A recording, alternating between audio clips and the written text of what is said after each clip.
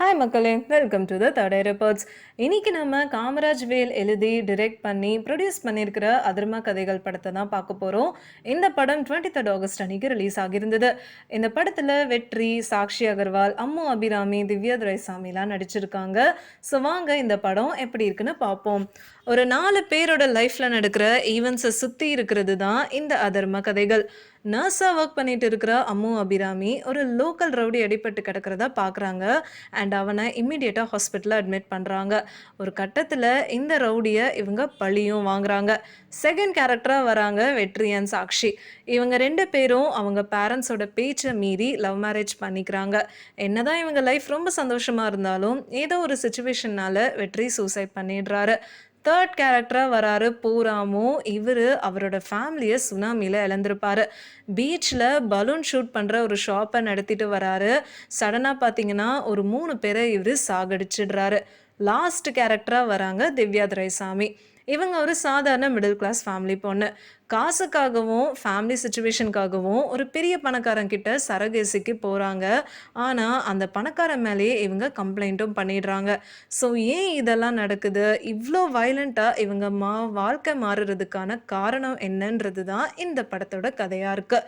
வயலண்ட்டான scenes, rape, murder, திருட்டுன்னு ஒரே கெட்டதாக தான் நடக்குது இந்த படத்தில். ஸோ எந்த அளவுக்கு சிவியராக இருக்குன்னா டே டைமில் கூட பீச்சுக்கு போகிறது சேஃப் இல்லை. ஸோ அந்த ரேஞ்சுக்கு இவங்க எடுத்துகிட்டு போயிருக்காங்க.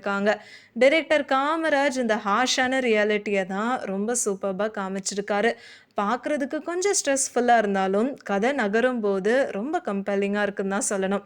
ஸோ இதுக்கப்புறம் ஒரு சீன் நல்லாயிருக்கும் இந்த படத்தில். ஒரு சின்ன பையன் ஆன்லைன் ரம்மி கேமில் காசு போட்டு ஏமாந்துருவான்.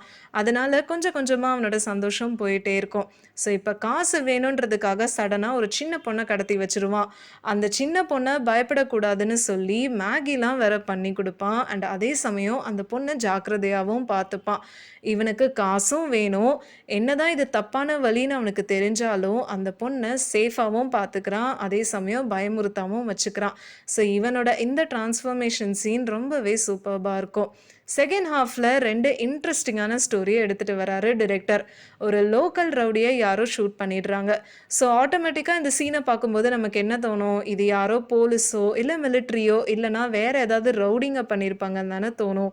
ஆனால் இங்கே தான் டிரெக்டர் ஒரு ட்விஸ்ட் கொடுக்குறாரு.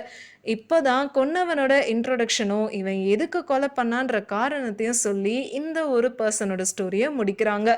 இன்னொரு ஸ்டோரியை பார்த்தீங்கன்னா சரகசி, அதுக்கப்புறம் மற்றவங்கள மன்னிச்சு விடுறத பற்றி தான் சுற்றி நகருது. இதில் வர ஒவ்வொரு கேரக்டர்ஸும் ஏதோ ஒரு சுச்சுவேஷனால தான் இப்படி பிஹேவ் பண்ணுறாங்கன்றத லேயர் பை லேயராக காமிச்சிருக்காரு டிரெக்டர்.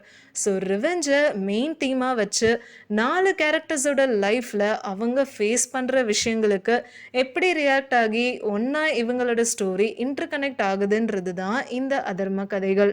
ஸோ இன்னும் சொல்லப்போனால் ஒவ்வொருத்தரோட ரிவெஞ்சும் ஒரு லெசனை சொல்லுதுன்னு தான் சொல்லணும். அம்மு அபிராமி நர்ஸ் கேரக்டரில் செம்மையாக பண்ணியிருக்காங்க. ஒரு டிப்ரெஸ்டு பர்சனாக தன்னை வெளிப்படுத்தி இருக்காரு வெற்றி. இவரோட ஆக்டிங் அருமையாக இருக்குது. இவரோட ஒய்ஃபாக வர சாக்ஷி அகர்வால் ஒரு அன்புள்ள ஒய்ஃபாக, ஹஸ்பண்டுக்கு ரொம்ப சப்போர்ட்டிவ் பர்சனாக இருக்கிறது எல்லாமே நல்லா பண்ணியிருக்காங்க.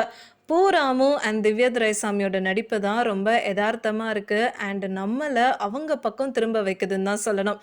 ஸோ மொத்தத்தில் ஒரு டிஃப்ரெண்ட்டான ரிவெஞ்ச் ஸ்டோரியை பார்க்கணும்னா இந்த படத்தை கண்டிப்பாக மிஸ் பண்ணிடாதீங்க.